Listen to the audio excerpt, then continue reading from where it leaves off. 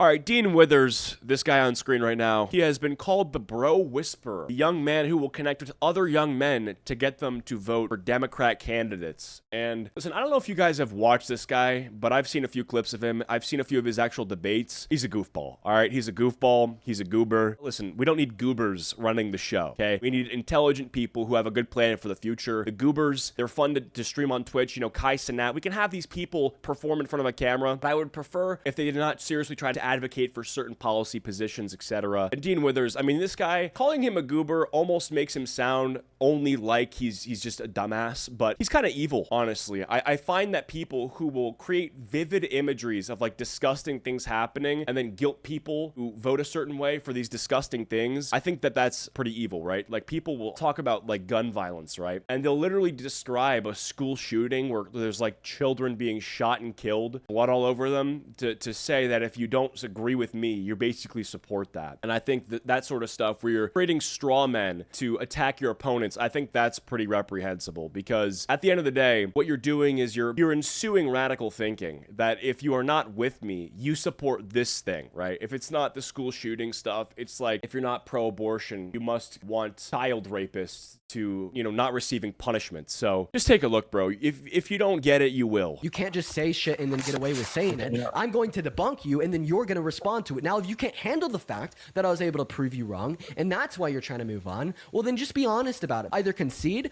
or fucking respond. Well, that's one way to treat someone who disagrees with you in a debate. For those of you who don't know, this is Dean Withers, who is a part of that Zoomer politics group with that kid Parker who is in all the Jubilee episodes, and Harry Sisson, who said, "I'm a straight 22-year-old. I can assure you that no one believes that." Any man who must say, "I am the king," is no true king. Anyway, Dean is 20 years old, and him and his little friend group are popular on TikTok. But today we're going to talk about his YouTube channel, because that's These four people, the four like DNC TikTok plants, are just each of them insufferable in their own little way. Now, they have a lot in common, that being that they're very feminine. They debate in these sort of feline ways where they always try to leverage emotion over their opponent, talking about you're evil, you're this, you're that, rather than just discussing facts. Like, they're the kinds of people who will use labels and name calling because they know that the names that they'll call people invoke some sort of emotional response, like a Nazi, a racist, etc. But they will never actually call you wrong. Calling them a racist, but you can't actually argue with them, then all you've done is call them a racist. You haven't called them incorrect. Now, these people, okay, the Dean Withers, the Parker, the Harry Sisson, all of them, I honestly believe that to some extent that there's been government money funneled into their blow-ups on social media, because they've taken trips to the White House time and time again prior to them even being that popular. Forget who it was, but one of them in this little Avengers, the retard Avengers, got invited to the White House, and this guy had like, what, like 40,000 TikTok followers, so that seems a little bit sus in my opinion. Not just any random Joe who shills DNC talking points gets invited to the White House, so I don't know, man. I don't know. a lot easier to deal with in an editing program. Dean is a debate bro, which is an entire meta and type of content creator that's annoyed me a lot over the past 10 years, because most of these people seem to be creators who are a lot more concerned with farming a viral clip where they got an epic own for their audience, rather than to actually try to understand the viewpoint of the person who disagrees with them.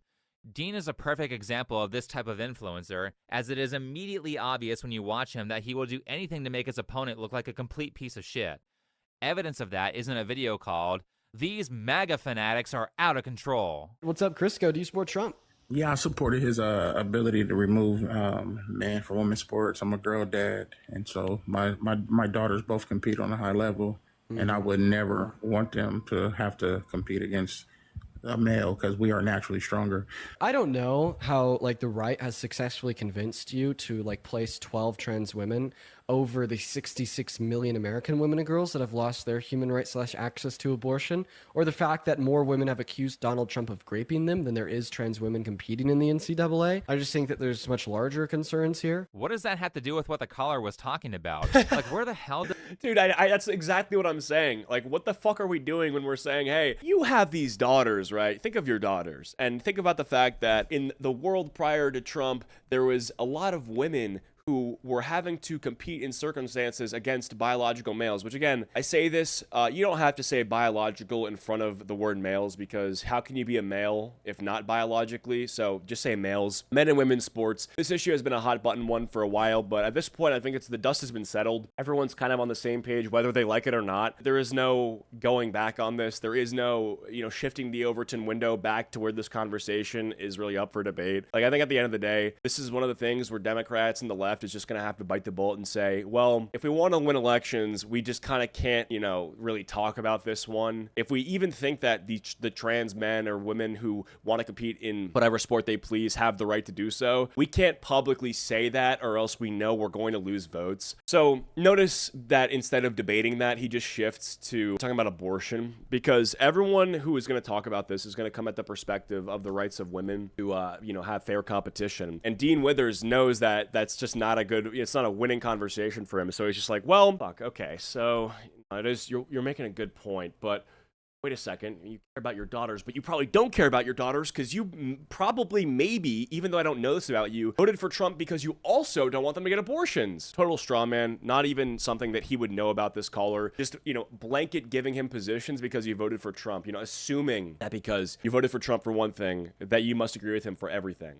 There's a lot of single issue voters out there, right? People who will vote for a candidate just because it hinges on one issue, whether that would be taxes, abortion, certain social issues, economic stuff. There's a lot of things that, because it pertains to one individual's life far more than any other issue, can sway them in one direction. I think people forget that a lot. Where did abortion come from? The caller said his biggest reason for why he voted for Trump is because Trump is against trans women in sports, and Dean immediately shifts to whatever he wants to talk about to make the caller look stupid.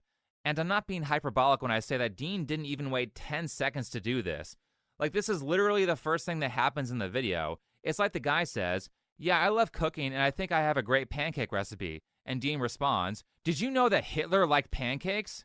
So I guess we're going to talk about whatever Dean wants to talk about now. So you just really care about what you deem as women's rights, correct? You just care about my daughters, that's it. And you would really You know care what I about mean? like keeping like a man out of like your underage daughter's like dressing room, for instance? I don't see a reason why he would be in there with my daughter.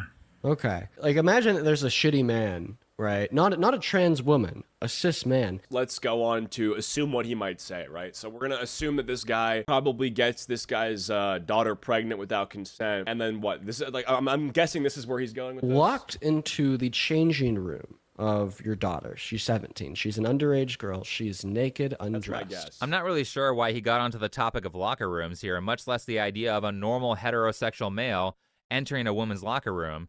It kind of seems like he's being aggressive here because he very specifically doesn't want the caller to mention stuff like Loudoun County before he can frame the transgender locker room issue in the way that he wants.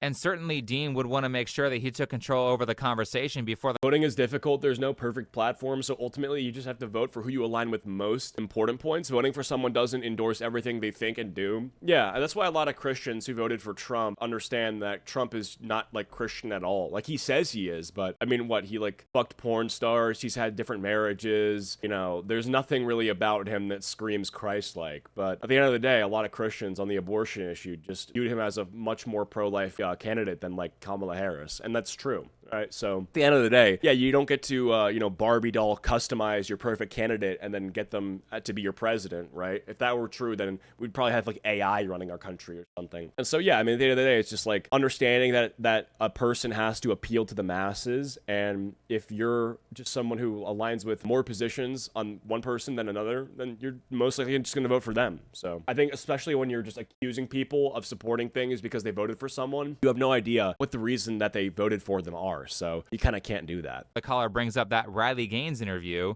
where she talks about how a biological male was not only allowed to unfairly compete against her, but was also allowed to use the women's changing room. I turn around and there's a 6'4", 22-year-old male dropping his clothes and is fully intact with an exposing male genitalia.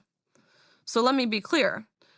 We were not forewarned we would be sharing this changing space. No one told us. Believe it or not, it gets worse.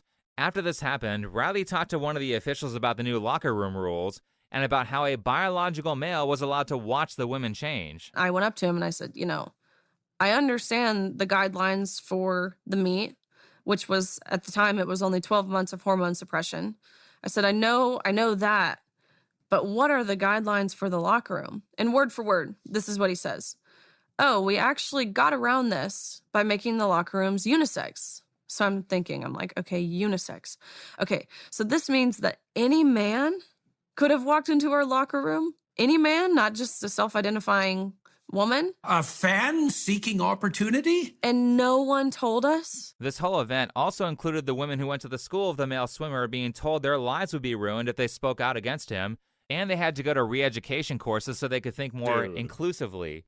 This was quite an infuriating interview to watch. Yeah, I feel like this conversation is so tired because at the end of the day, if you're not saying, oh, that's fucking obvious, bro, thanks, Captain Obvious, to someone who says men shouldn't be in women's locker room, then there's just no point because you're never going to get caught up. Like, at this point in time, whenever I hear someone saying, men shouldn't be in women's sports or that, a man is someone with XY chromosomes and a male genitalia, I'm like, okay, you really added nothing to the conversation. Like, that may have been brave to say 2, 3, 4 years ago, but in today's day and age, that's just like the actually more popular thing to say. And I don't know, man, like, yes, it does have to be said maybe a few more times, but at this point, I feel like it's been said so much that if you just don't get it, then you probably never will. But anyway, let's see where Dean is going with the locker room situation. Why would he bring that up? It seems like a great way to lose a debate. Like, imagine that there's a shitty man that walked into the changing room of your daughter. She's 17. She's an underage girl. She's naked, undressed.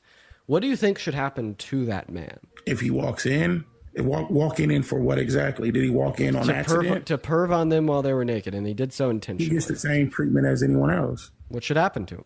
If he tried something, he should be locked up. He should be locked up. If an older man did this, boasted about it, said he got away with it, never got jailed, then ran for... Oh, okay. So he's gonna... Here it is. Okay, so he's not gonna bring it up. I know exactly what he's about to do. He's not gonna say an abortion. He's gonna reference that there's someone in office or some politician that did these exact things, right? So he's gonna fucking change the topic away from what was being discussed to... oh, well, you voted for Trump and he has this person who did all these things in his cabinet, right? Let's guess. Or it's some person who he's assuming the caller supports. President. Would you ever vote or support? Wait.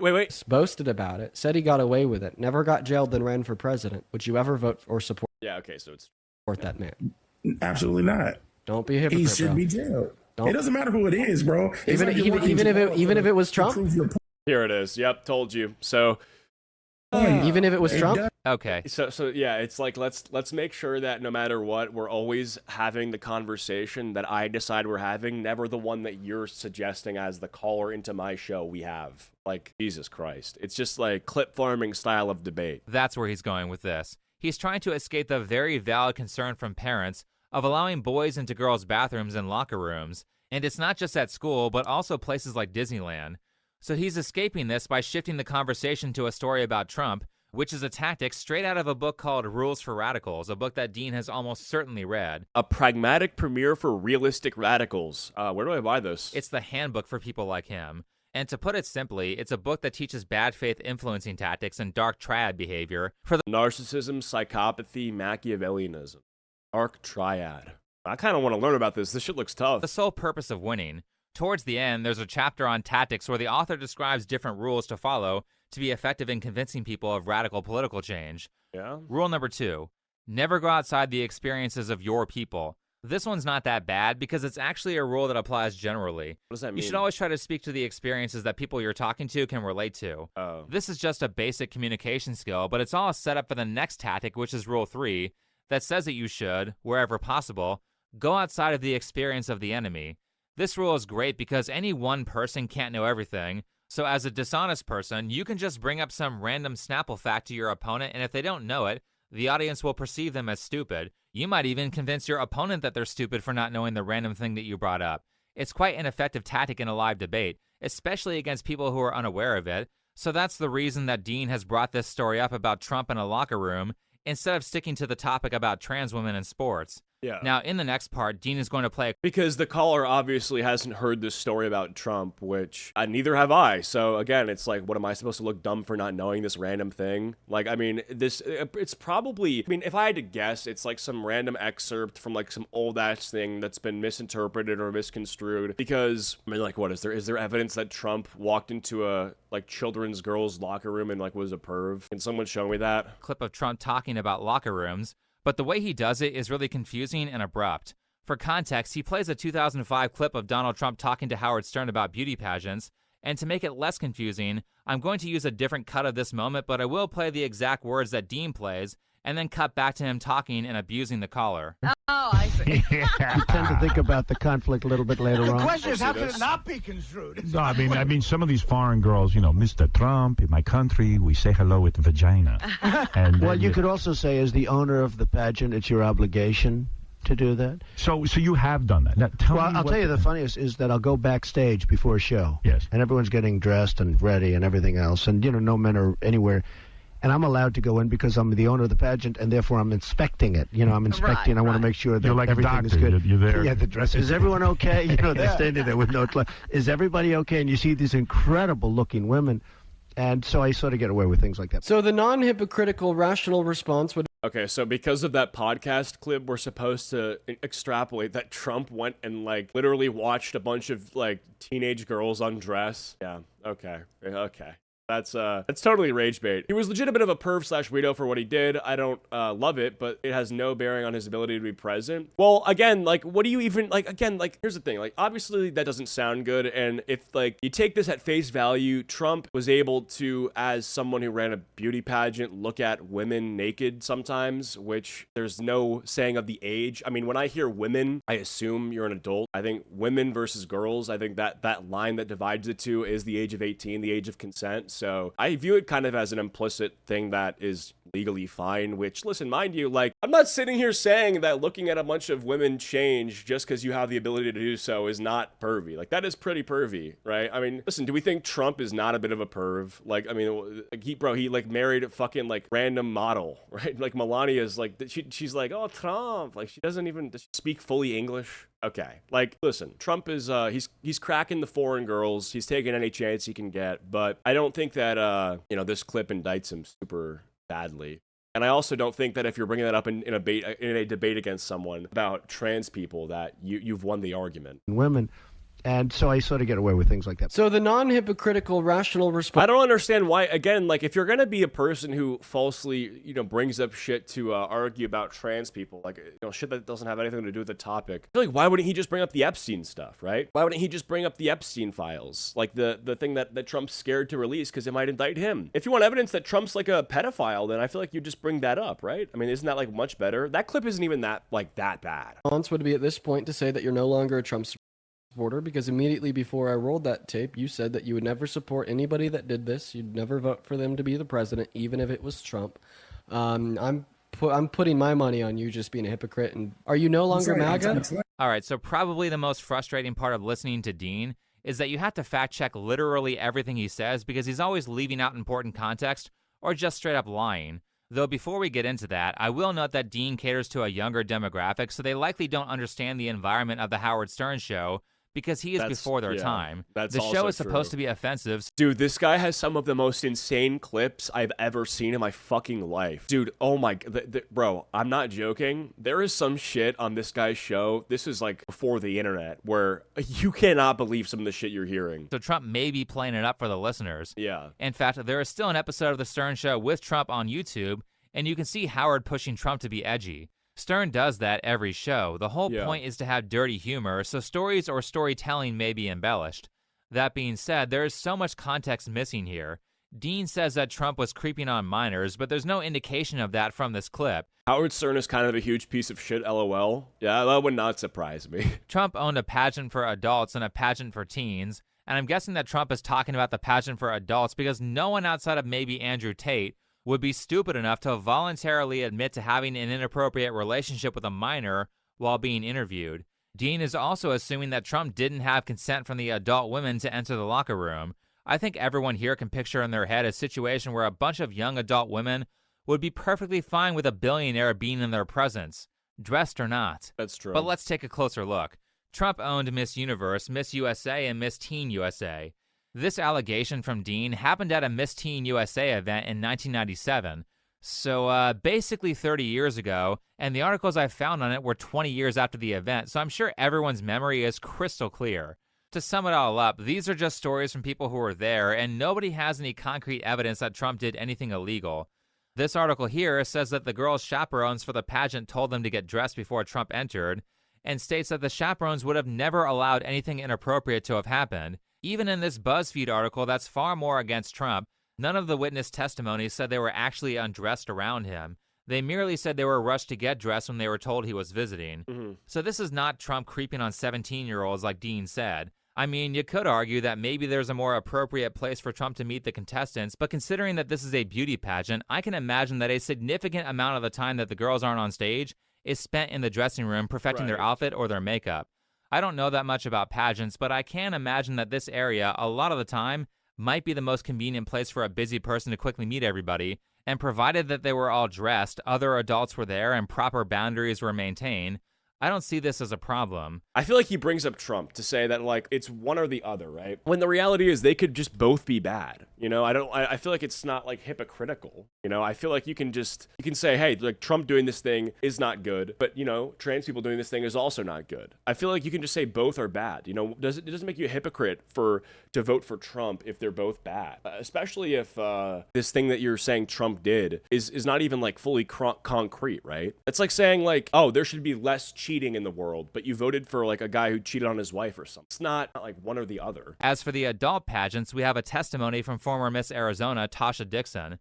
Let's hear what she has to say. Our first introduction to him was when we were at the dress rehearsal and half naked changing into our bikinis.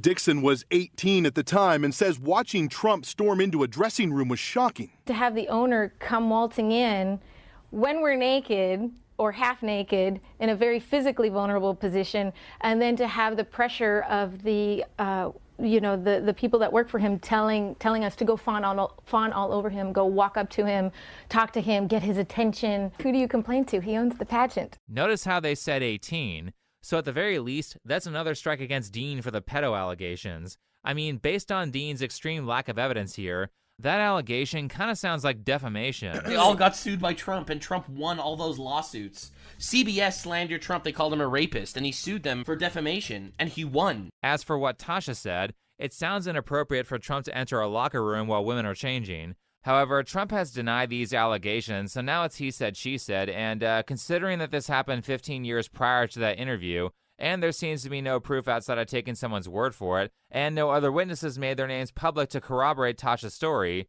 I'm going to say that Trump is innocent until proven guilty. False allegations happen a lot with rich people and public figures, and the reason we have... Okay, here's the issue is, like, I don't even want to talk about this because I feel like by addressing this and by discussing this, you're allowing Dean Withers to take whatever route he wants in the conversation, which I don't think is fair. That's just not what I think is good. I think that if you're just going to allow someone to bring up anything that is unrelated to the topic at hand and then force yourself to address it, then it just makes it so that this person will never have to actually stay on the conversation. You know what I'm saying? I think it's just whack. Legal standards is to prevent abusers from witch hunting everyone they don't like. Tasha claims that her allegations weren't politically motivated, but I find that very hard to believe because she appears to have made them a month before the 2016 election, so I don't think she's being honest about that. Now, to go on a slight tangent because it's relevant, I know that Trump is taking shit right now from MAGA because he went on Truth Social and said the Epstein files were fake, which no one believes. I know everyone's mad about that, and I'm not happy about it either, and like everyone else, I hope they do get released. Though more importantly, this video is not really about Trump, it's about Dean, and Dean just so happens to be talking about Trump here because he talks about Trump in like every video. I mean, this guy uses MAGA in his titles more than people used to use the word woke before Fox News anchors made that term cringe. I think woke is dead. So understand that anything I say here is not an endorsement of Republicans not keeping their promise to release the list. It's to talk about Dean's constant use of bad faith tactics, and since Trump is basically the only thing that Dean seems to talk about, we're going to talk about Trump. Anyway, as the debate goes on, instead of actually engaging with the ideas of his opposition about trans women in sports, Dean continues to use this video to do anything he can to attack Trump in any way. Is there anything that Trump could do, any red line, that would make you regret your vote? I want an answer to my question. I'm trying to tell you. Yes or no? Is there anything that Donald Trump could do that would make you regret your vote? What if he committed a genocide on the other side of the world? He bombed and killed 1 million people. Would you still support him? They should retaliate. But would you regret your vote if tomorrow he dropped a bomb and killed 1 million people? bro, what is the point of having a debate over something that is not happening? Like, what are we gonna debate if Trump decided to go to the fucking moon and then blow up the moon? If that would be bad? Yes, that would be bad. If Trump did this, would you support him? And then you just named like the worst thing ever. It's like, probably not. Watching this little baby bitch boy try to be big dog is absurd. Answer my question. Oh man, yeah, no, it's whack. And his question is just like some retarded shit. It's not even like, hey, can you agree on this fact? Not even a fact. It's like, if Trump did this thing, would you support him? And it's like obviously something that he wouldn't support. I hate when people do that, you know? When they have to ask you something that is like completely, bad, that you're asking, oh, would you support them if they did this bad thing? No, obviously not. In Asia. Yeah, but Trump hasn't done that. And also, this is completely irrelevant to the initial question. But I mean, if we're going to propose that as a hypothetical, then I don't think that's a path you want to go down as an Obama supporter. Obama says that he wants to run for president in 2028. Will you be voting for him? Okay, well, Obama hasn't said that. He literally can't. It'd be unconstitutional, but obviously I would, yeah. I'm guessing Dean didn't know this because he got into politics like 5 minutes ago, but Obama was infamous for promising to end the Iraq war that Bush started, followed by taking his sweet-ass time to do that. I hate President Bush too, by the way. So Obama continued that war and ordered tons of drone strikes that had a really bad habit of killing civilians. And then he goes and jokes about it in a speech. The Jonas brothers are here. Sasha and Malia are huge fans, but boys don't get any ideas. I have 2 words for you: predator drones. You will never see it coming. You think I'm joking? I love how these people are like, you must disavow your candidate or you're an evil hypocrite, followed by not really addressing stuff their favorite person does, or even just full on sweeping under the rug. They're politicians, guys. They all do bad stuff. I think the only criticism that I heard Dean give Obama is that he wasn't far enough on the left. Meanwhile, if Trump finds a quarter on the street and doesn't instantly donate it to charity, well then he's basically the devil. The debate continues with the caller talking about how he only wants a politician who addresses his personal concerns. I don't care about y'all, you, or anybody else. I care about mine, my circle, and my household. If he does something to somebody else, I have a question. Go handle it. This is, I love this like shocked expression on his face. This is honestly the most normal take in the world. People seem to forget that at the end of the day, when you're voting for someone, most people are asking themselves, how will this vote affect my life personally? They're asking themselves, will my vote for this candidate improve my own life and the lives of like my immediate family and my friends, like my town, right? A lot of people are not thinking about the world entirely. They're not thinking about things that don't affect them. You know, like if candidate A is going to do this, this, and this for like marginalized groups, but candidate B is going to make it so that you have like 30% more money in your wallet because of a tax deduction or whatever, most people who are going to benefit from that tax deduction are going to vote for candidate B. And that's not like some euphemism for like Trump and Kamala. I'm literally just using imaginary people, okay? I don't know fucking tax policies of either candidate, right? I'm simply making the point that most people are self-interested and they're going to put themselves first. That's just true. I don't know why he's shocked about that. Yeah, I have a question. I will handle him. I have a question. If Donald Trump re-legalized slavery in America, if Donald Trump dropped a nuke on 5 million babies and blowed them up, would you support him? America, and it didn't personally impact you or your family or anybody that you personally know, vote for him? Enslaved, would you vote 5 million African Americans in this country. That's a fucked up situation, and somebody need to pull together so we can turn it around. Would you have regretted your vote? Yeah, I could do this with you, and honestly, I should take Dean's job, but I would just ask more ridiculous questions. Because instead of this whole, like, slavery thing, I'd make it even more ridiculous. If Trump decided to go to China and take a bunch of Chinese kids, okay, and put these Chinese kids in a blender, and then make a smoothie out of Chinese kids, and then feed that smoothie to other Chinese kids to do liquid cannibalism, would you support him? Yes or no? Yes or no? My vote is about my kids. So he could literally re-implement slavery, and you still would have stood behind your vote for him. Honestly, he deserves to be trolled back on it.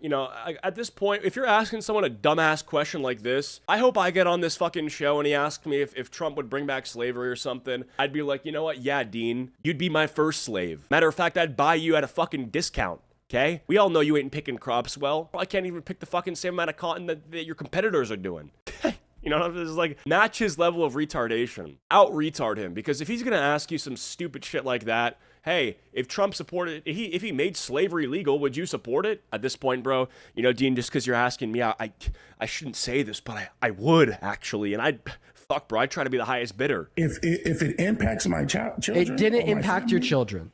That's what I'm saying. If it doesn't impact any in my family, then no. I mean, that was a terrible way for the caller to frame that, but in general, people only vote for things that directly benefit them or their group, and they don't really care about anyone else. Even when they claim they are voting out of compassion for others, those tend to be the most selfish types of people. This also applies to Dean, as I can assure you that he does not care about Democrats who are trying to effectively reinstate slavery through illegal aliens, because it personally benefits his career to promote the idea of breaking U.S. law to cross the border. I think I've heard enough leftists basically make the "without the slaves, who will pick the cotton" argument in my lifetime to see that if it was 1860, you could easily convince at least most of Dean's target audience to be pro-slavery. But I guess the more valuable point here is that Dean is so bad at arguing and so avoidant of the trans issues talk that he has to create weird hypotheticals to smear his opponent to win an argument instead of talking about things that actually happened. Exactly. Would you regret your vote for Trump if Donald Trump systemically slaughtered every black person? Because I already... Dude, Saibow. Oh, bro, peep this reaction, bro. He's like, oh my god, you support genocide. You support killing black people. Holy shit, bro. I can't. The soy overload is crazy on this guy. And you got all the fucking books in the background that he's never even opened. I can't. I seriously can't. Is this really like the brightest minds that the DNC has to offer? Like, I mean, this guy's he's been invited to Jubilee. He's been getting the special treatment on TikTok. You know, he's getting on people's For You page. I don't understand. I don't get it. It's like, this is not even a debate. It's me asking you a ridiculous would you rather and then taking advantage of some guy who's too stupid to understand that you're trapping him. I told you, it's not about Trump. Because anyone who's smart enough to understand that this guy's a fucking dumbass could just rebut him by just trolling him, you know? I just told you that. It could be anybody. I don't vote for him for anything else. That's it. According to what you played, the audio you played, it sounds like he's a horrible dude. And then he has to just force this reaction for his audience. He has to use all the muscles in his face to produce something of the shocked emoji expression. If you get Trump out of office right now, the next person get in, no matter who it is. I can't. There's just something so unappealing when I see that people who are pushing this sort of agenda reacting like this. I can't. You know, honestly, I don't care at the end of the day where you fall politically. That is the truth. You know, for me, what I care about most is your behavior. Like, seriously, if you are insufferable to be around, then I will not be around you, okay? If you behave in a way that is easygoing, you're not super uptight and anxious and weird, and you're laid back, you're not afraid to have a laugh or, you know, to speak freely and openly about stuff, you don't self-censor, then you're fine, okay? Seriously, even if your ideas are like 70% shitty, whatever, you know? But the fake bewilderment is just so whack. Yeah, this performative fucking, like, reaction shit is just, oh, man. Oh, it's so weird. It's like the clip farming is crazy. You played, the audio you played, it sounds like he's a horrible dude. But if you get Trump out of office right now, the next person get in, no matter who it is. So that guest was an actual psychopath to the fullest extent of what that word means. That was No, actually, it's not, because an actual psychopath to the fullest extent of what that word means would be someone who, after you hung up on them, would find your address, go to your house, and then shoot you in the head. You know, that, because the word psychopath there, to the fullest extent of what the word means, would be somebody who would have to be fucking institutionalized and put on drugs because they couldn't stop killing and murdering people. It's fucking, like, I hate when people say things. They'll say, this person is this word, unironically, and then they're not that word, unironically. You know, he's unironically insane. And then the word insane there is used ironically. It is so fucking cringe. And it is especially disingenuous when it's talking in politics. If I say that someone's unironically a psychopath when I'm seriously saying it ironically, but it's in the context of them drinking a lot of beers, okay, who cares? But if you're talking about him in the term, it's just like, bro, you need to stop. Was completely, just absolutely deranged. Can we all agree that people like that shouldn't be able to vote? I like how Dean shut off the caller's mic right before he was about to say that. Can we agree people like that shouldn't be allowed to vote? Voting restrictions from this guy is not something I expected. So the mentally ill shouldn't be able to vote? So someone who's got mental illnesses, as you said, because he's deranged, shouldn't be able to vote. So if you're in the fucking loony bin because of your anxiety, depression, mental illness, addiction, whatever, you shouldn't be able to vote. You see, what I'm doing there is I'm straw manning, right? Because he didn't actually say those things, right? I'm pretending to have an argument with something that I know he didn't say. right? He was talking about that person specifically, but I extrapolated on that and I made a disingenuous argument. I could take this person's job so easily. But no, truthfully, I don't know. I mean, maybe he's being serious. I don't actually know if he believes that that person shouldn't have the right to vote, but that, if true, would be very authoritarian, not very liberal. People like that shouldn't be able to vote. I like how Dean shut off the caller's mic right before he was about to say that politicians in general have done a lot of evil things, and if you take one out, his replacement is likely to be a piece of shit too, which is something that most people would agree with. That was very honest and fair of Dean to cut off the more reasonable part of his take and then call him a psycho. But Dean, I think you'll find that most voters share extremely similar sentiments to your caller and will ignore insane amounts of bad behavior if it's from their favorite candidate. I'm sure he knows that. He argues with people professionally, which is why he brought up completely retarded hypotheticals, so his opponent would look bad after falling for the trap. He's really just clip farming here. He spends the whole interview using false evidence as fact, does everything he can to take the caller out of context, makes up extreme and irrelevant hypotheticals, and says the caller is a psycho at the end. Well, as stated in Rules for Radicals, ridicule is a man's most potent weapon. Dean has to do that because he can't win on merit. And think of how embarrassing this is. As a professional, without using bad faith tactics, he can't even defeat an unprepared, low-information caller who admittedly is a single-issue voter. Right. That is pathetic. But again, Dean, are you sure that violence is a route that you want to go down? Remind me which party is responsible for effectively all the political violence. Like how many people on the left have said to kill white people or Jews, or have said things that are disgustingly racist for the purpose of justice. Oh, this is the Carmelo Anthony GoFundMe? Yeah, this is crazy. Honestly, if Carmelo Anthony stabbed Austin for no reason at all, I'd still donate support. Whites have gotten away for killing us for hundreds of years. I could care less about white lives. Thank you, FBA, for that $15 donation. 31 likes. Wow. Showing some love there. Justifying those things. Jewish is not an ethnicity. This constructed ethnicity. This demonic ethnicity. Also note that this guy, Mike from PA, DMCA'd the Reddit archive of this to cover up what was said. And what about Destiny saying that Trump and his supporters should be killed?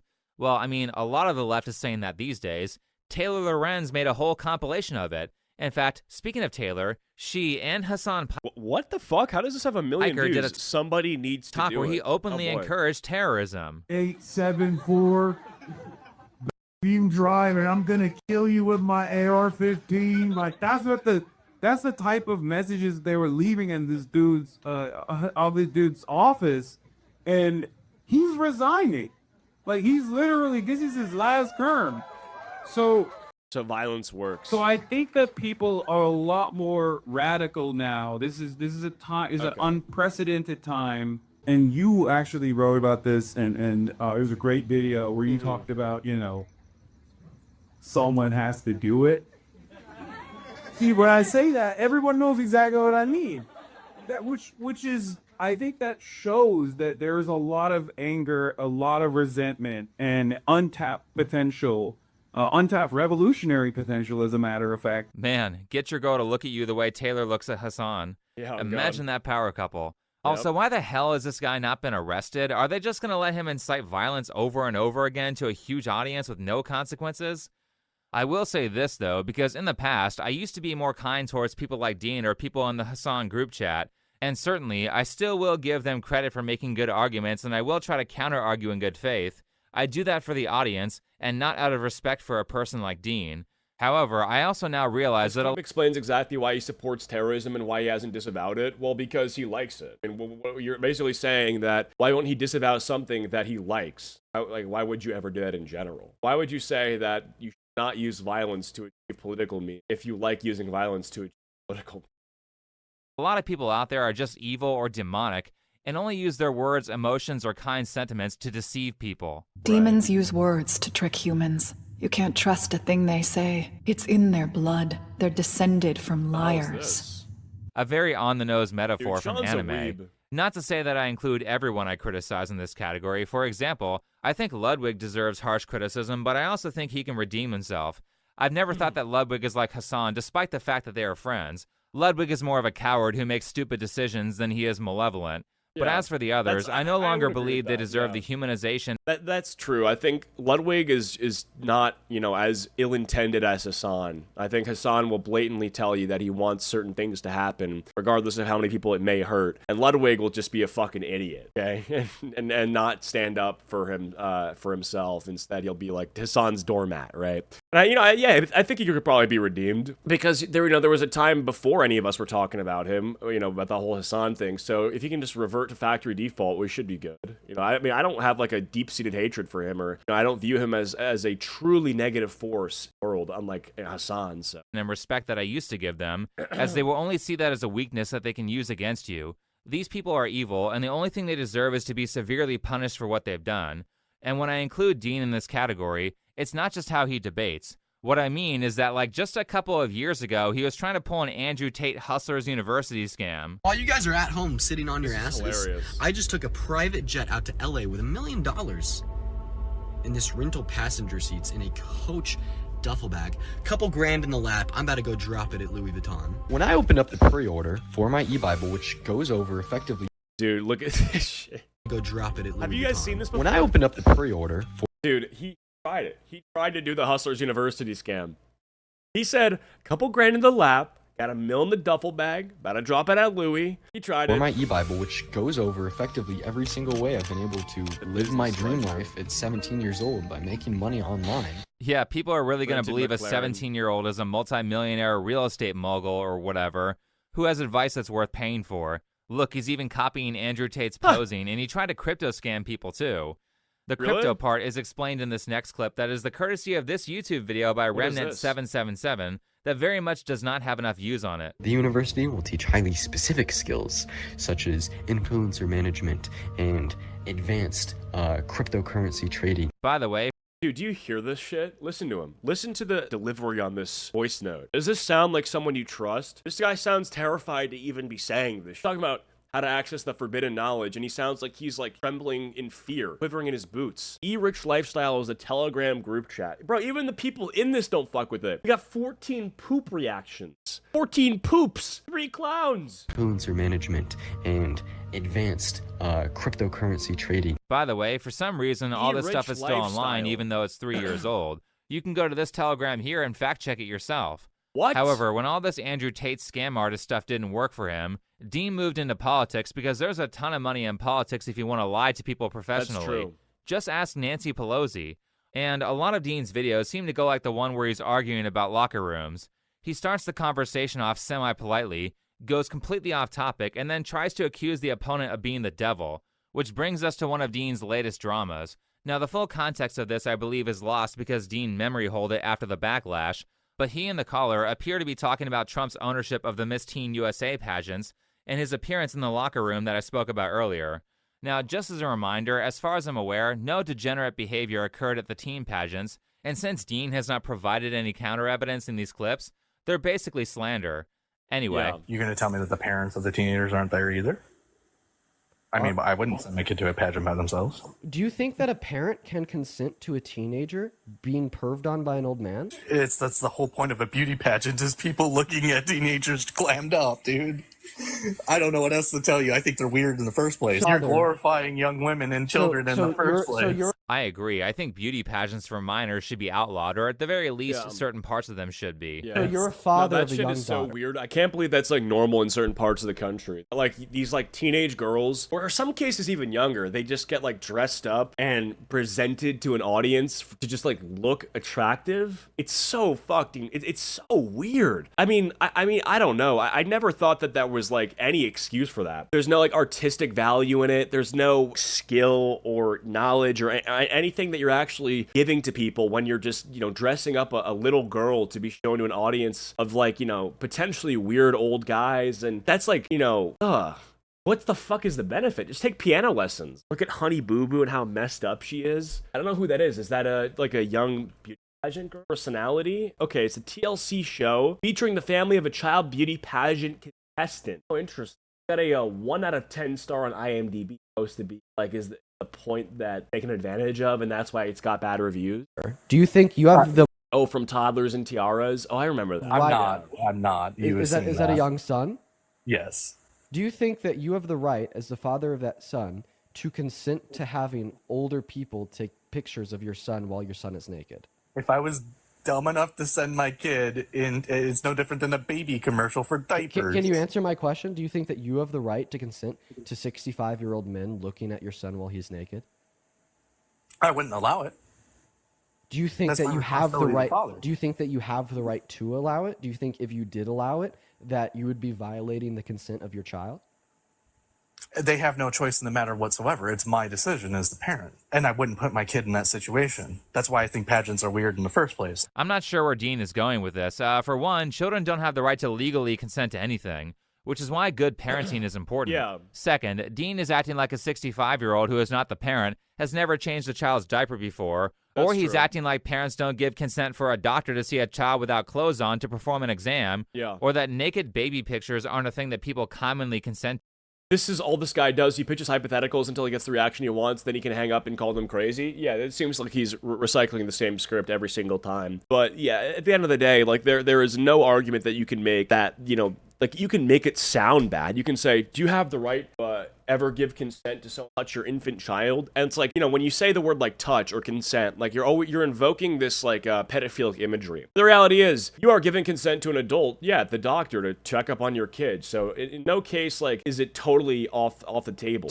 It really depends on the context of the situation. And the context in this case is that Trump met a bunch of fully dressed. Fucking context matters. Like, yeah, like the context always matters. This is like, you know, regardless of how much the context change, what's even being said, you should just give it. As teenagers in front of their parents, you know, which is something that I can Unless it's, imagine like, that basically everyone's okay with.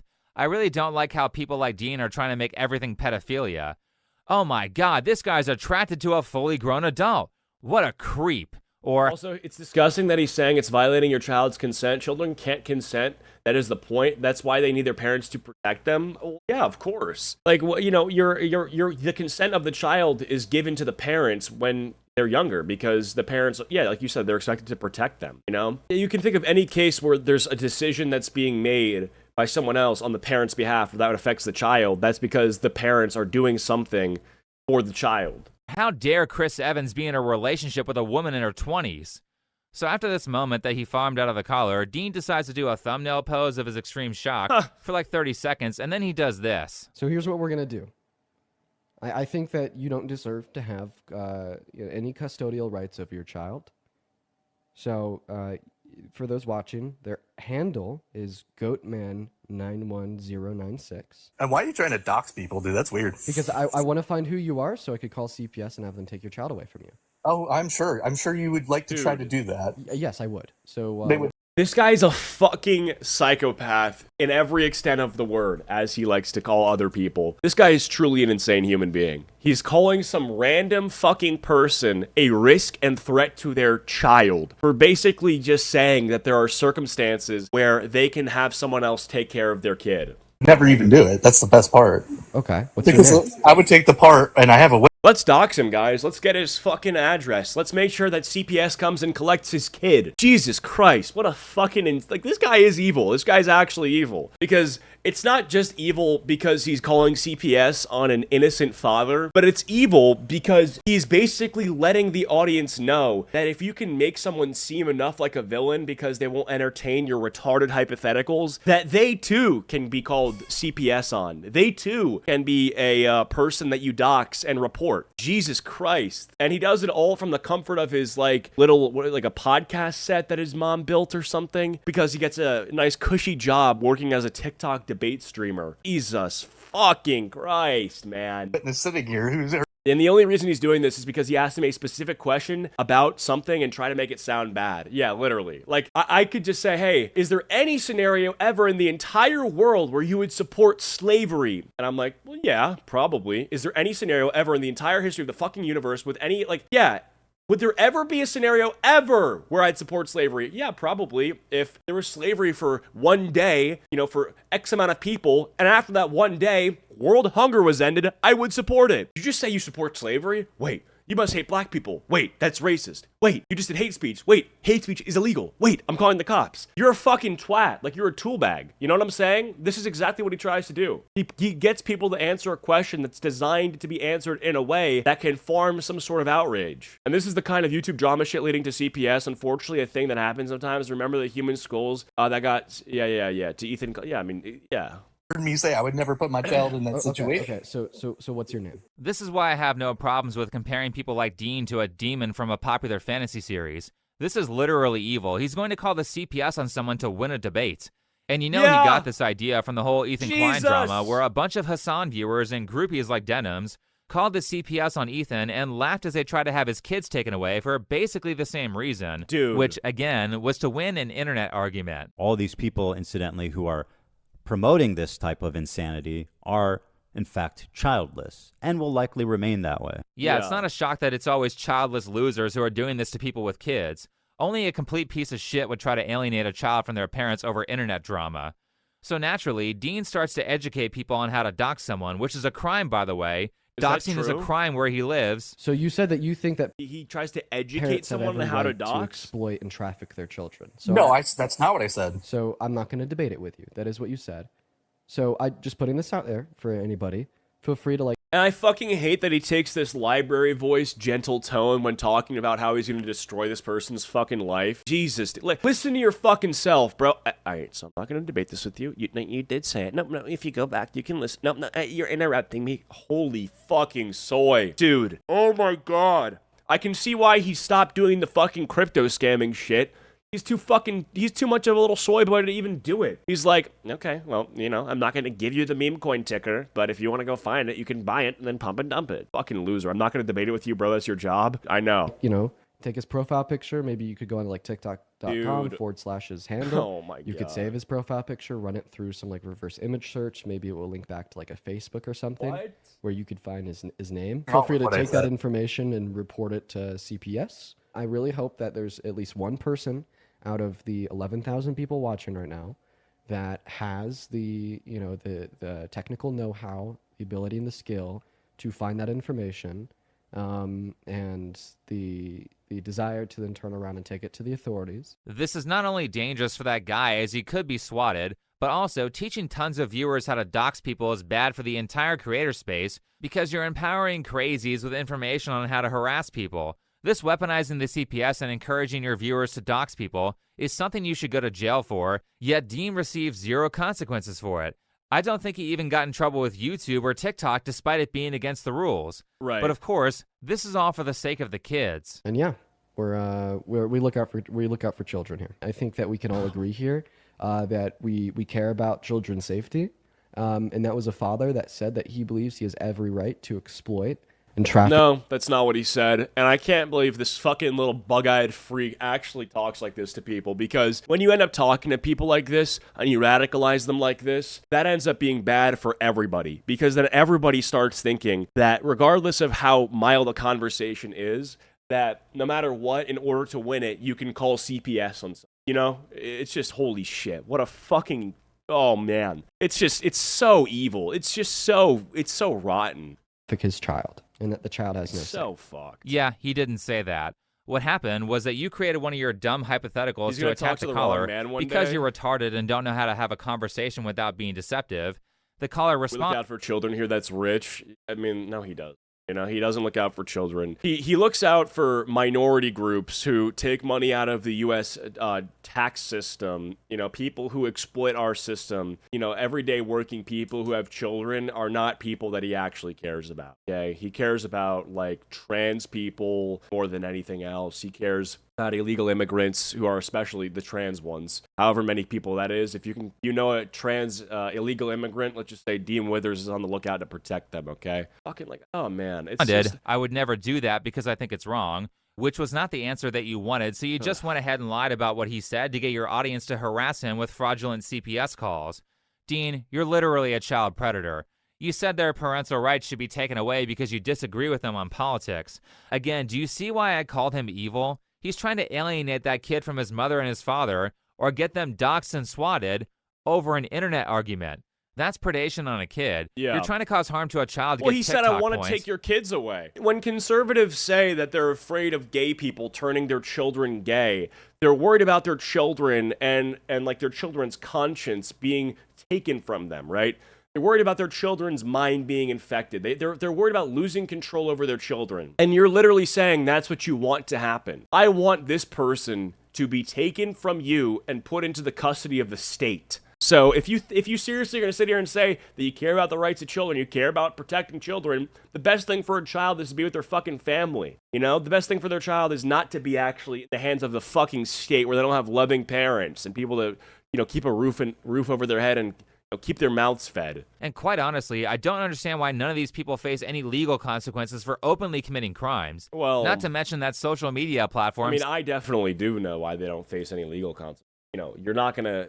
It's hard. Like, what do you charge them with? Right? You know, at the end of the day, you know, someone has to do. It's just no one wants to do the you know actual make. No one wants to have the hard work of making the call and then filing a police report or whatever. And also, it's like, you know, at the end of the day, it's hard to really get someone in trouble for saying something. Seem to enforce their rules on everyone else, except for people like this. God, it's so cringe. He's acting so performatively right now. Like he's acting like he's like the coolest anime protagonist. Like he's calm, collected anime protagonist. Dean did a follow-up video to this event where he doubles down and sort of fake apologizes. That's true. There's not much point in showing it because almost all of it is a rehash of what I just showed you, followed by talking about how he is morally justified to do what he did, where you say, I could have handled it better, instead of saying I'm sorry. It's not called doubling down if you're right. So Dean is like a complete psycho with how he will Andrew Tate-style scam people, take people out of context, and falsely accuse his opponents. I don't claim to have watched all of his content, but in the content I have watched, the dark triad debate tactics are always present. For example, this next video called, MAGA Bro Denies and Deflects His Way Through Our Entire Debate. What a title. I'm sure none of that is a projection. Anyway, this video is a heated discussion about illegal aliens and deportation. I think that mass deportation is a terrible policy, and I usually categorize 3 reasons why. The first category would be the economy, the second category would be ethically, and the third category would be practically. It fails in the ethical category. I mean, that one's going to be obvious. We're ripping mothers and fathers that are hardworking away from their families. Wow, that's a super interesting thing that you said there. You mean to say that you think it's wrong to separate children from their parents? Weird how in this context that matters to you. With that said, I'm just going to summarize Dean's main points here to save us some time.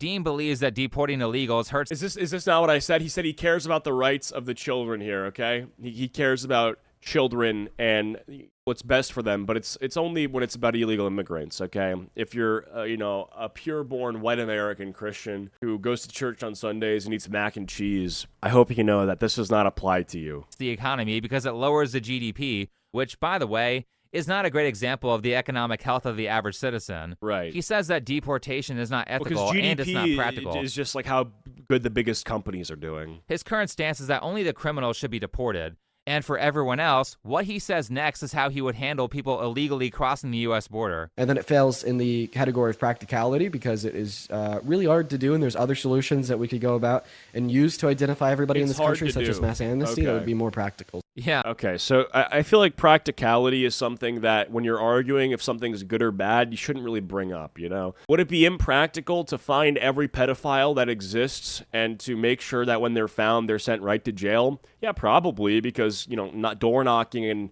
asking if you're a pedophile is something that people won't voluntarily tell. So, you know, it would be impractical, but it doesn't mean that we shouldn't try to, you know, get pedophiles in jail. You get what I'm saying here? I feel like if something needs to be done, if something is going to be challenging to get done, but it needs to be done, you should still try your hardest to do it. Just don't enforce. And again, it's like if the practicality argument wasn't something that, you know, was even brought up, he wouldn't even care. So, like, for instance, let's say that it was practical to mass deport illegal immigrants. Do you think that he would care? He'd be like, oh, it's practical now, let's do it. No, he doesn't. He just doesn't want it to happen whether it's practical or not. It's the law. That's his solution. Give everyone It's legal hard to status, do. basically. Wow, Make it wow. not a crime to cross the border, which I guess technically would be a more practical way to identify people because maybe they would voluntarily report themselves to be registered. I mean, they could also voluntarily leave the country. That's an option as well. But more importantly, Dean's mass amnesty plan doesn't disincentivize millions of people from illegally crossing the border.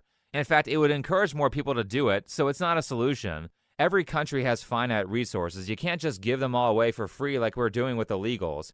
I also think this is completely tone deaf with how many legal immigrants hate the illegals. These days, I see videos of them getting dissed for not assimilating to American culture on a regular basis. Hola. ¿Habla español? Excuse me, does anyone speak Spanish? No. ¿Hay alguien que habla español aquí? ¿Me da la número 10? I'm sorry, we're closed. Damn right, don't help them. Also, allow me to remind everyone that this is a bipartisan issue. Both the left and the right don't like illegals. Don't let grifters like Dean fool you into thinking that this is a left versus right battle. It's not. Traditionally, the left has been very against illegal aliens, and most people don't want amnesty because it's bad for the country. Anyway, next the caller makes an excellent point in reference to Dean saying that he wants to deport the criminals. I have been watching the news for the past 4 years, and it's nothing but immigrants and sex offenders, and you don't know their criminal history. I would have liked to have played more, but Dean cuts him off almost instantly as he's about to make a good point. Okay. The point was that Dean said that he is for deporting criminals, but no one else. So the caller counters with, if they're coming over illegally, how do you know who has a criminal history so you can deport them? I think Dean's answer might be the amnesty thing, but then they would just not apply for it, because if they do, they would get deported. So the only way to identify their criminal history under Dean's plan is to wait for them to get caught committing a crime. Do we not see a problem here? Yeah. American citizens have to be subjected to possibly multiple crimes from a single illegal alien before he gets caught when he could have just been deported. And that's just for the ones who get caught. Well, sorry, I mean the ones who get caught and aren't still allowed to remain in the country like this guy was, who crashed his car and killed 2 people. Are you serious? So Dean, if an illegal... The Mexican illegal who crashed in a sanctuary city in New Jersey that killed a mother and her young daughter had 2 prior DUIs just this year.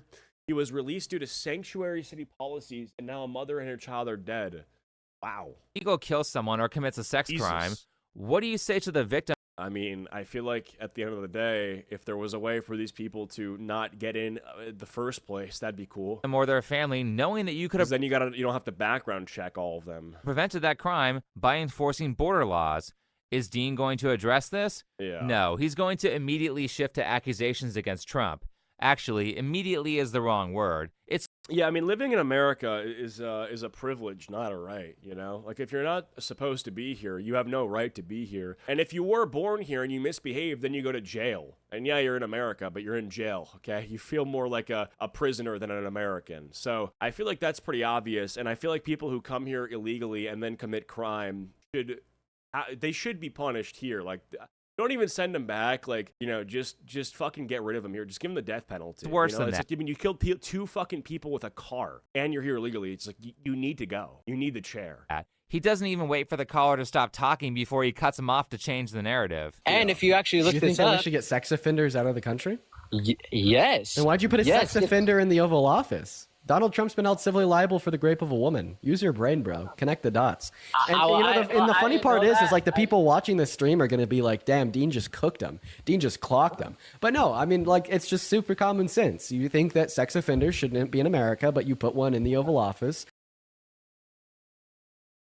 How the hell can you retrospect upon that view and not come to the conclusion that you're just an absolute raging hypocrite? So we are again going to try to move the conversation to something the caller might be unaware of, so you can chastise him for 4 or 5 minutes about it to make everyone in your audience think he's stupid, so they ignore the fact that you never really addressed the question. Let me ask you a question. What was that woman's name? I think it's so fucking cringe that he also hypes himself up like this. Like, he like says the name of the fucking YouTube title after he does his one-liner. You just got owned. The whole chat's saying that Dean owned you with facts and logic. The whole chat is saying that a MAGA idiot who's a hypocrite got destroyed on my live. The whole chat, like, no one in the chat fucking said that. You said that. You made that up. You just thought of a title that you're saying. I don't know, but it was I mean, gee, I would love to know the name of the person that you're talking about so I can fact check you, but you never say it. Okay, let me ask you a second question.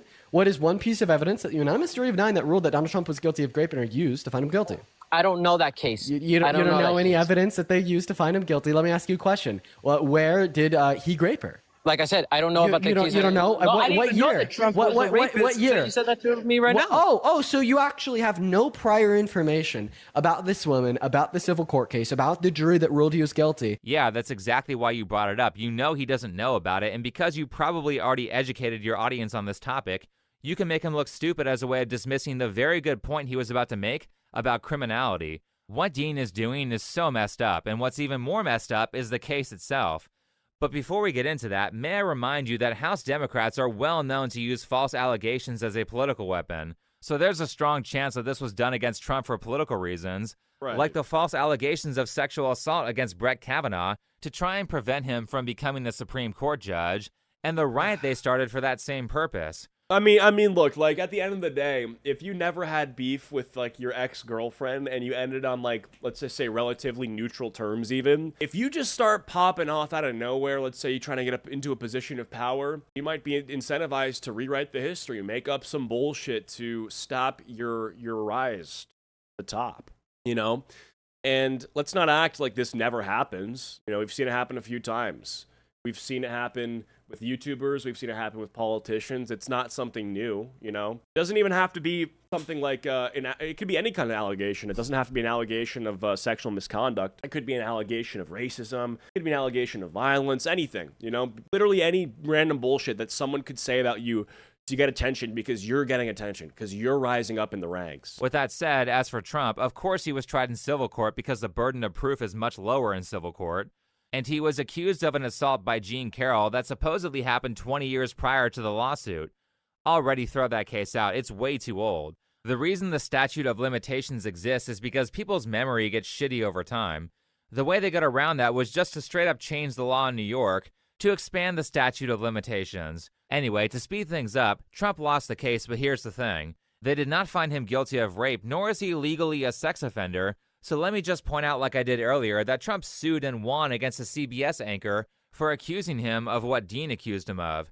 And personally, I think Carroll was lucky to get any victory on this case, considering that as far as I can find, really the only evidence she presented was her own story and a friend retelling her story. There wasn't a police report or a rape kit or a security camera or witnesses who were at the store who testified. So I have a really hard time believing a story from 20 years ago with essentially no evidence.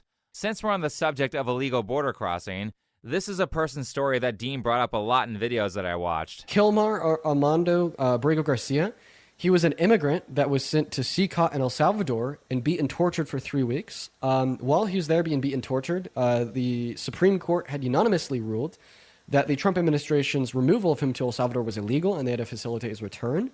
And then after they ruled it as illegal and told them that they had to facilitate his return, Trump's White House went on Twitter and said that he's literally never coming back. And this was all while Abrego Armando Garcia was being beat and literally tortured by the guards in CICOT in El Salvador. What was it that this guy did, chat? Because I remember this guy, something came out about him after he had been sent to El Salvador, which I don't believe was the best. So how do you say this guy's name? Abrego? I didn't follow this one super well, but I do remember, let's see this. He was a Salvadorian national who was illegally deported on March 15th. They called it an administrative error. Portion of Kilmar Abrego Garcia.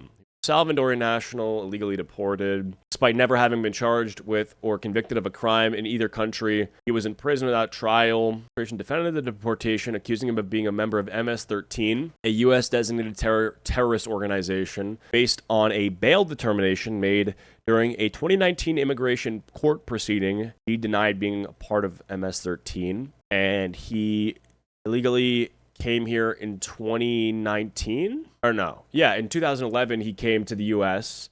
at age 16. On June 6th, the Trump administration returned Abrego Garcia to the U.S. and announced that he had been indicted in Tennessee for conspiracy to unlawfully transport illegal immigrants for financial gain. Guys, what else is there about this? I don't know too much about this. They're saying he's part of MS-13. Is this true? Testified to have been forced to kneel from 9 p.m. to 6 a.m. And if he fell out of exhaustion, he would have been beat by the guards. He testified that he was beat by the guards. Testified that the guards kind of like stuck him in a really small room with bright fluorescent lights on 24/7 with no windows. As far as I'm aware, there's no actual proof of the torture claims, just Garcia's testimony and the reputation of the prison. Now, at face value, what I would say is that if this guy was wrongly deported, then you bring him back, apologize, give restitution, and then change protocol so that over time this kind of thing becomes less likely. Realistically, if you're deporting millions of people, then logistically you're going to have some hiccups. However, you know, when I first heard Dean tell this story before I fact-checked it, I thought this guy was a legal citizen and they just wrongfully threw him out of the country. That's not the case. It turns out that Abrego Garcia is not an immigrant like Dean said he was. He was an illegal alien. What actually happened was that Garcia crossed the border illegally and resided here for like 8 years before he went to an immigration court and got a hold on his deportation because he claimed his life was in danger. I can't exactly figure out why he was at the court, but he got arrested for loitering around a Home Depot, so that might be why. Really fighting those stereotypes. But just on those grounds, I think he should be deported because instead of applying for something like asylum right away, he avoided the government for a bunch of years and I believe only applied after he got caught. I think every single illegal immigrant in the country should be removed. That's why we have laws. That's why we have borders. Kick them out of the country. That's right. Kick every illegal immigrant out of the country. There is zero troll when I say that every single person in America illegally should be removed. If you are illegal in the country, leave. Not far enough. H-1B visas are the slave labor of the middle class because you can just fire them and essentially get them deported if they try to organize. These visas need to be cut way the hell down. Microsoft should not be firing American workers to get cheap labor from India. There are many, many examples of this, such as Microsoft. Yeah, I mean, listen, like, at the end of the day, obviously, when you talk about removing illegal immigrants, there is, like, no nice way to do it. And so, regardless of however it gets done, there is always going to be complaints about the way in which it was carried out. Because, you know, like, is there ever a nice way to arrest someone? You're shackling them. You're putting them in handcuffs. You're throwing them in the back of a car. You are literally taking away their own personal autonomy at the very least. And at the very most, you're usually, like, you're going to tase them or shoot them or something in order to restrain them, right? And so if someone is an illegal immigrant, there's no, like, nice way to send them back to their own country. Now, that being said, obviously, if someone is deported illegally, I wouldn't, you know, like that too. I do feel like there's kind of a bit of irony, though, that you're illegally deporting someone who's here illegally. So, like, doesn't that cancel out? Like, if someone comes here illegally, but you deport them illegally, is that just, like, a net zero? I don't know. But at the end of the day, obviously, it's not easy to come to this country legally. And so people just prefer to do it the short way.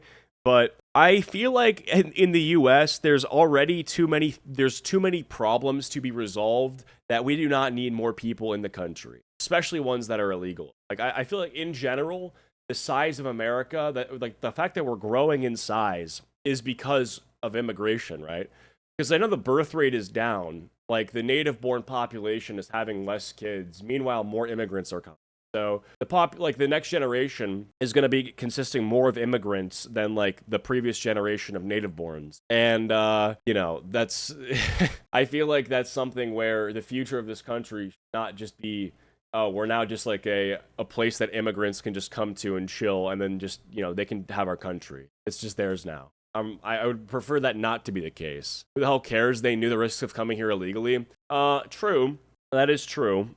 So I guess, you know, I'm not sitting here saying that this is like, bro, this is fucking illegal. Trump needs to apologize. Although obviously I'd prefer things to be done legally. You always run the risk if you're breaking the law, right? If I got shot and killed for doing a crime, I would say, well, you know, maybe I didn't need to get shot and killed, but I did do the crime. You know, maybe if it was something like shoplifting, if I got shot and killed, I'd say, okay, that's a little much, right? But if there was a certain crime that I didn't need to die because I did, I would still say it's like, well, the best way to not do it is to not do the crime, right? That would just be what I say in general. But I do agree. I think, like, human rights abuses, no matter what, are bad. Even if you're deporting someone, it's like, you know, try to do it as ethically as you can, but, you know, beggars can't be choosers. If you have to go, maybe you can't play nice.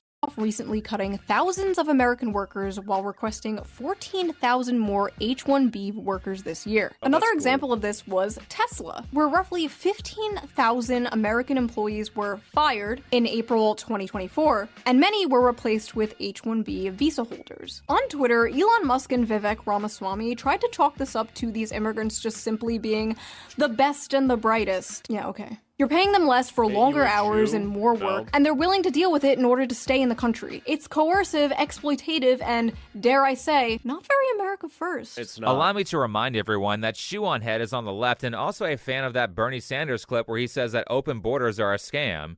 Immigration policy is not a right versus left issue. Most Americans do not want open borders. Anyway, back to Abrego Garcia. He was trying to skirt the system, and he should not have been rewarded for doing that. His ass should have been deported back in 2019. Really? Wait, he actually did apply for asylum, but was denied because that's supposed to be done within a year of arriving to the country. Pace judge. Unfortunately, that was overturned. However, here's the when he arrived to the country, I think he was like 16 or 17. Yeah, so I mean, he wasn't like a literal like 11-year-old or 10-year-old refugee. So. Same thing. There's a lot of evidence that Garcia is an MS-13 gang member, and after applying for asylum, the BBC says he got a withhold of removal status because he said that he was afraid of being persecuted. Well, he said that he was like a person that was fleeing gang violence in El Salvador. Like he's fleeing gang violence. Like isn't it like because he's in a gang? Persecuted by the rival gang of MS-13. So that is exactly, the rival gang. So it's not like he's just like some random person who a fucking gang was targeting for no reason. Suspicious as fuck. Speaking of criminal behavior and accusations, I know that Dean is a believe all women type because I've watched him crash out over it. So these following allegations in Dean's eyes should be as good as true. That being said, Garcia has been accused of domestic violence multiple times by his wife, who I'm guessing he isn't legally married to, and the only reason they didn't stand is because she didn't show up to court, which might be because he threatened her or someone in the family emotionally bullied her knowing he could be deported. Garcia also is currently on trial for trafficking tons of illegals, and it sounds like he's guilty. Personally, I think it's very unlikely that you're this close in proximity to this much criminal behavior if you aren't a criminal. Well, I also see there's a press conference that Bondi stated, so Pam Bondi, the AG, said that witnesses had spoken of Abrego Garcia's involvement in other crimes, including murder and the solicitation of CP. His trial is still ongoing, so I guess we'll see what happens. Like but I think this is exactly the type of person that Dean said should be deported. Yeah. Yet he's defending him. For any and all undocumented immigrants that were deported under Obama without any prior violent offenses, I disagree with that too. My view on immigration is actually a little bit further left-leaning than the Democrat Party. Whether he gets residency or not, may I point out that Dean brought up Kilmar Abrego Garcia in every debate video that I watched. Think about what that implies. It implies that deportation of people who have some legal right to be here happens so infrequently that this is the example that he has to use. So like I said, I think Dean purposefully brings up these very nuanced cases that are incredibly difficult to research to make people look stupid so he doesn't have to address any actual arguments. I mean, it took me hours to read through Abrego Garcia's case. And worse, he'll actually make fun of and bully people for trying to fact-check him live. I'm trying to find something here, trying to look it up as we're going. Say the question so I can type it in. Say the question so you could type it in? Type it into where? ChatGPT? No, not ChatGPT, and Safari, so I can see what you're talking about. Wait, you see what I'm talking about? Again, no one person can know everything there is to know about politics, so the point is to purposefully... So he's cringing and laughing at the dude who wants to do research and isn't talking out of his ass. Oh, you want to learn more about the thing that I brought up to see if there's more to the story? Huh, guys, get a load of this guy. He wants to learn about the nuances around the certain specific legal proceeding that I talked about. Bring up a random fact or a story to make your opponent look stupid, and its relevance to the conversation doesn't matter that much.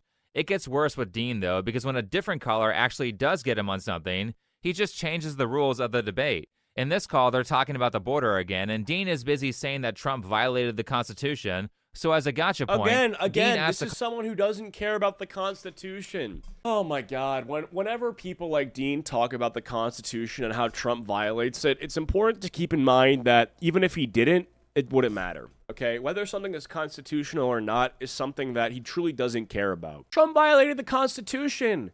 Okay, so you care about the Constitution? Well, no, but Trump violated it. Okay, so if you don't care about it, why are you pretending to care about it to sway me? Well, because I know you care about it. Dude, that's like so lame. That's so stupid. Like it's like pandering, but in a way that like it's so vapid and meaningless that everyone can see right through it. It's not even like a good pander. Hard to name a Democrat who has committed a crime to create some sort of metaphor. Dude, I could do this too. I want you to give me an example of anything illegal that any Democrat has ever done. Anything illegal that any Democrat has done. Yes, Bill Clinton with a 17-year-old Monica Lewinsky. Monica Lewinsky wasn't 17. Questionable. Okay. Okay. Okay. So she was 24 in 1997, but you're saying that she was under the age of 18 when she started going to the White House. Maybe this was like potential coercement. Okay, I'm not going to use that as an example to show my hypothetical. Would you give me another example? Okay, Andrew Cuomo. What about him? He was a governor, by the way. Governor, yes. Not bad. And what did he step down for? For sexual harassment. To be fair, I can't confirm if these specific Clinton grooming allegations are true or I not. don't know about this. And sexual harassment is the least of Cuomo's crimes, but Dean just got wrecked. I also don't know about Is he going to this. disavow these people like he But constantly... it's like, again, like, why would you ask that question? Has a Democrat ever committed a crime? Really? ask people to disavow Trump? No, he's not. He's instead basically going to tell the caller that's not fair and change the terms of the question that he asked. Can you give me an example of like something illegal that a Democrat has done that isn't like sexual? Like, because I'm just okay. I'll explain to you the point that I wanted to make. But you're like only bringing up examples of like sexual harassment and pedophilia, and I don't want to like describe what I want, like my retort to your original argument as it relates to like sexual harassment or pedophilia. I just don't want to distort like an allegation of SA or P3-ophilia. I mean, that's real strange of you to request that in this case, considering all the statements that you made about Trump. Yeah. He was trying to create a Imagine metaphor I out of this walk into that debate and I say, what's wrong with Trump besides the pedophilia, besides the rape? Around confirmation bias, where he would hypothetically say that as a Democrat, like, again, any crime a politician commits doesn't count as long as he likes them. And the reason he didn't want to use the caller's examples is because he didn't want to distort the allegations of a sex crime. Bro, you literally have done that multiple times to your opponents. Oh, but he needs an ultra-specific example because he has a template he needs to abuse an example into it? Yeah. To the extent where you might be found guilty of defamation if you were sued. The hypocrisy here is ridiculous, and there's so much bias. In this next clip, they're talking about how the caller thinks that America should not grant birthright citizenship to the children of illegals, because that should only be granted to people with parents who are citizens.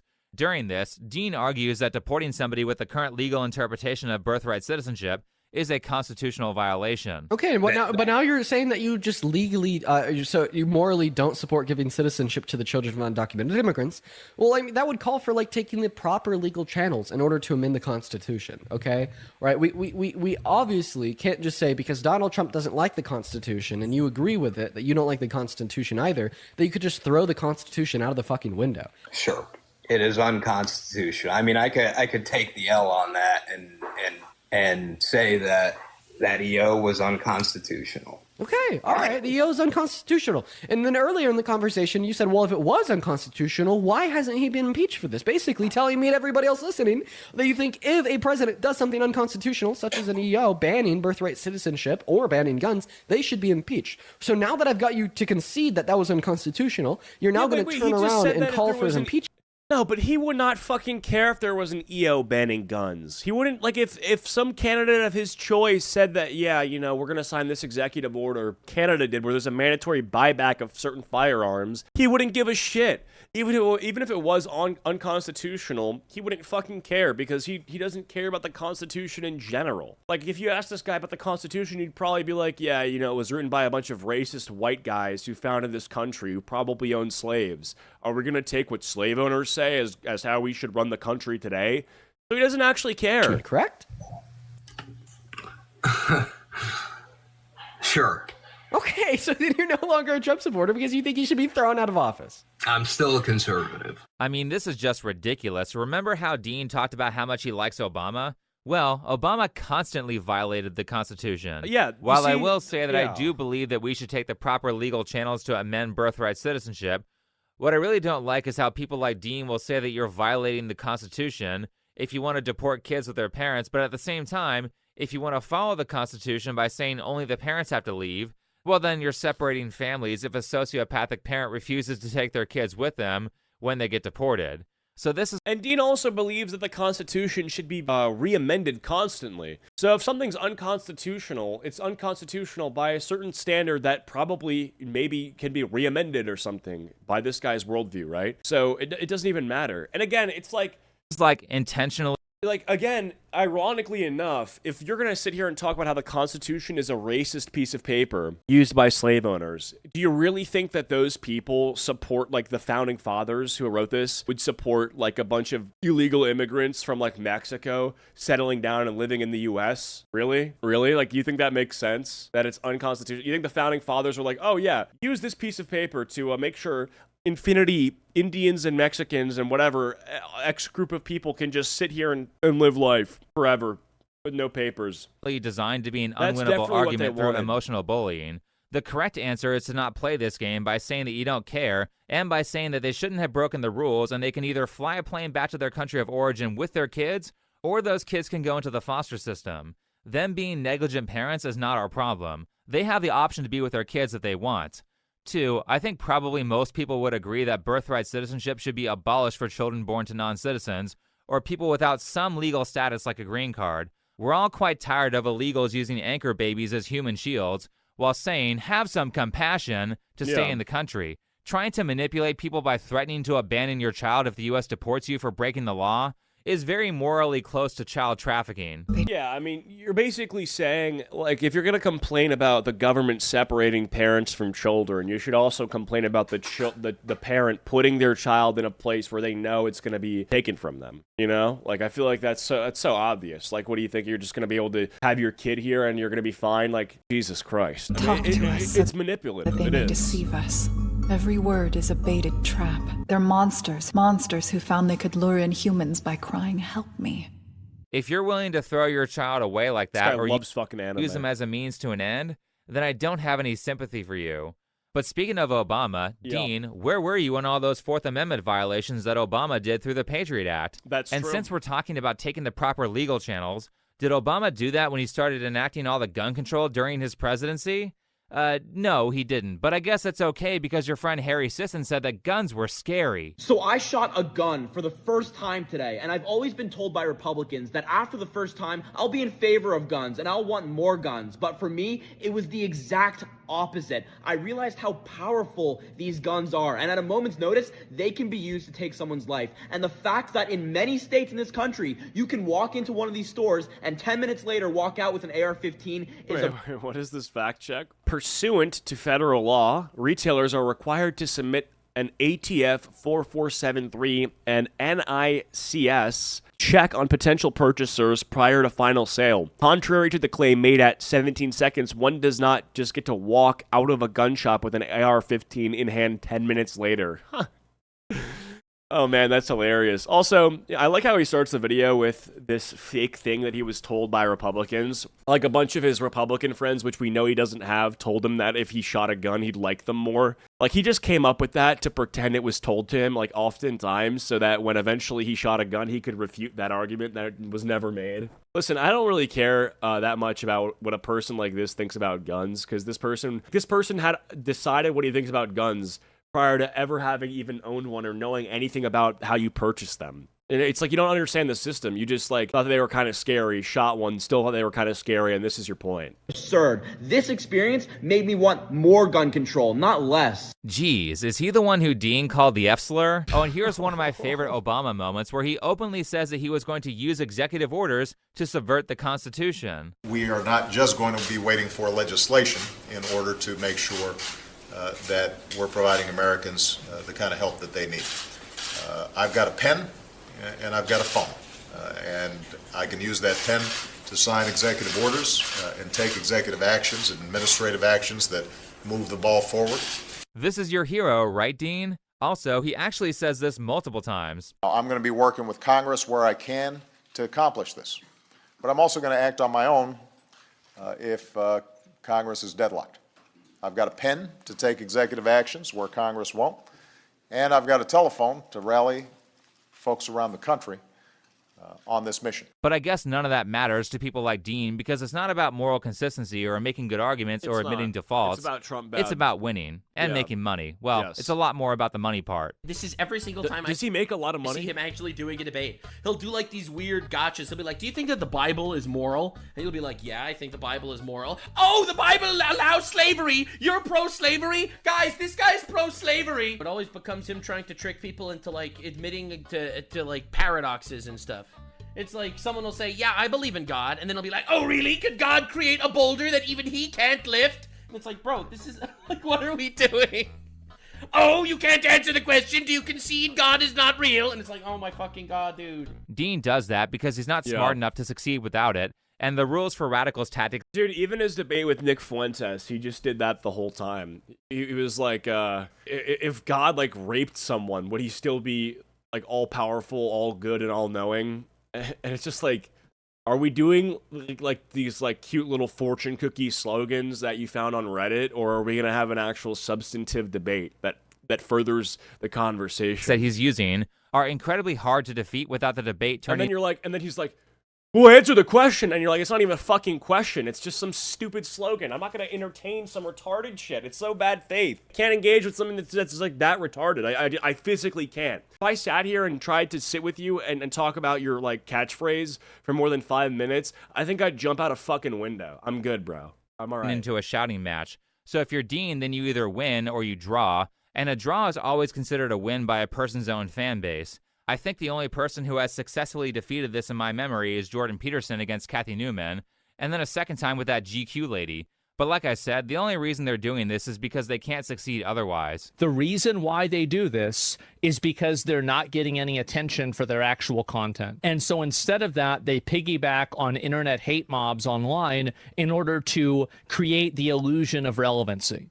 That's what's happened. To be clear, Asmongold is talking about Anthony Fantano here, but this situation bears a close resemblance to Dean failing at his Andrew Tate grift and then moving on to woke TDS virtue signaling.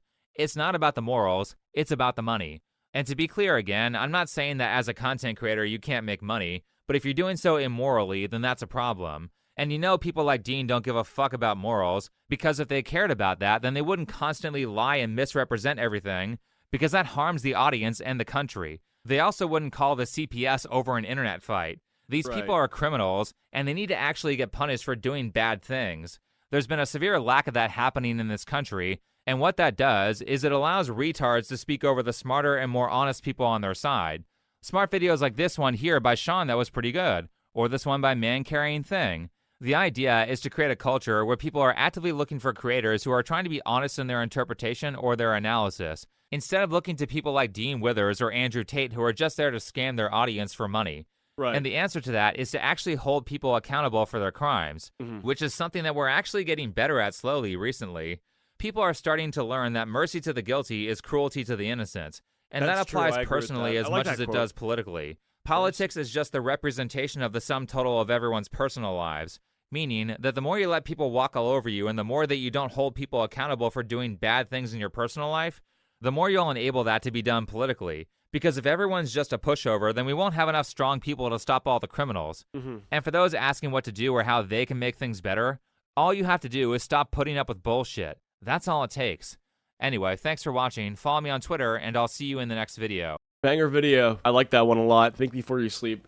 Classic. Dean, okay, but what if Trump resurrected Hitler, became the demon lord? Would you regret your vote for him? Yeah. No. That was basically the entire gist of what he was doing there.